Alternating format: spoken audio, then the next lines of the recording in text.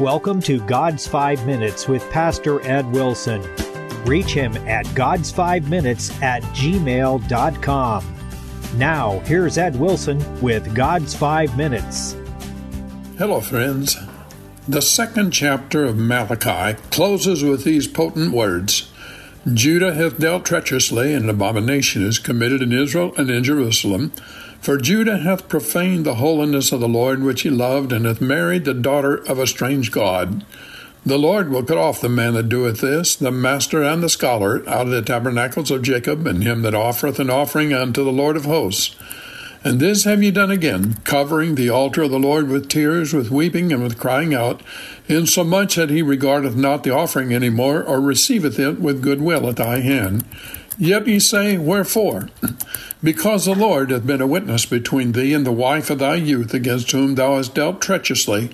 Yet is she thy companion, and the wife of thy covenant. And did not he make one? Yet had he the residue of the Spirit. And wherefore one? That he might seek a godly seed. Therefore take heed to your spirit, and let none deal treacherously against the wife of his youth. For the Lord, the God of Israel, saith that he hateth putting away. For one covereth violence with his garment, saith the Lord of hosts. Therefore take heed to your spirit, that ye deal not treacherously. Ye have wearied the Lord with your words. Yet ye say, Wherein have we wearied him? When ye say, Every one that doeth evil is good in the sight of the Lord, and he delighteth in them. Or, Where is the God of judgment?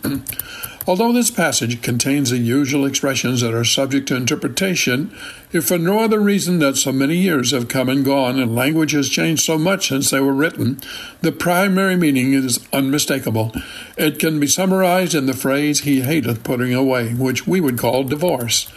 The first reason given for this divine antipathy is because of the sadly broken hearts of those who have had to give up their dreams, faced public humiliation, seen the support for their babies walk out the door.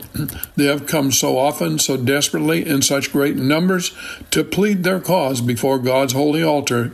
They have flooded it with tears, cried out their bitter sorrows, and reminded him that he is accessory to their suffering, because the longings for home and companion, children with both parents to raise them, were put deeply into them by God himself, and therefore are inescapable.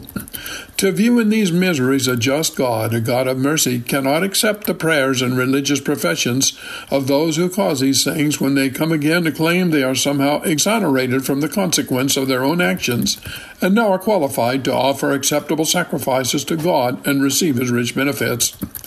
Satan is master of providing excuses for soothing offended consciences as people set themselves up to disregard God's law and follow their own wishes. But this passage declares an equal revulsion on every class of human who does this: master, scholar, leader, led, wealthy, or poor. This single criterion of divorce causing human suffering transcends all bounds of status, culture, education. The Lord's answer is that he will cut off the person who does this. The second reason given why God hates putting away is because of the covenant involved. No man in this world is any better than his word. Biblically defined, marriage is a good faith agreement between three, between a man, a woman, and when these two make their commitment, between God himself. He makes himself party to the covenant, because the Lord hath been witness between thee and the wife of thy youth. And then the dreadful condemning phrase, against whom thou hast dealt treacherously.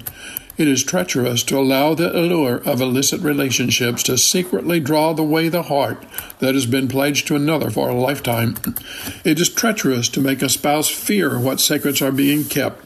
It wearies God for religious leaders to know of such evil and pretend to cloak it in piety, as if their doing so could cause God to accept what he's already condemned.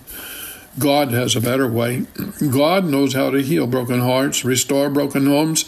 He also knows how to give people grace to live solitary if that is what must be done. May He be your guide. If you have a broken heart, may He be your comfort. And have you talked to Him today? You have been listening to God's 5 Minutes with Pastor Ed Wilson. Reach him by email at GodsFiveMinutes@gmail.com.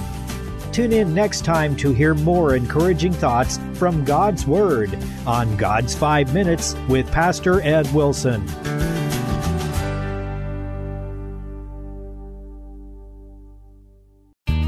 If you live within the broadcast area of KNEO Radio, we have a podcast just for you. The KNEO Community Connection keeps your finger on the pulse of what's coming up in the four-state area, telling you about upcoming events you don't want to miss, organizations in our communities doing great work, and conversations with the dynamic citizens who are behind it all. There's a lot going on around you that you don't want to miss. This is Luke Taylor. Join me each week as we talk about what's happening with the people who are making it happen. Brought to you by KNEO Radio 91.7 FM and the Sky High Podcast Network. Subscribe today wherever you get your podcasts.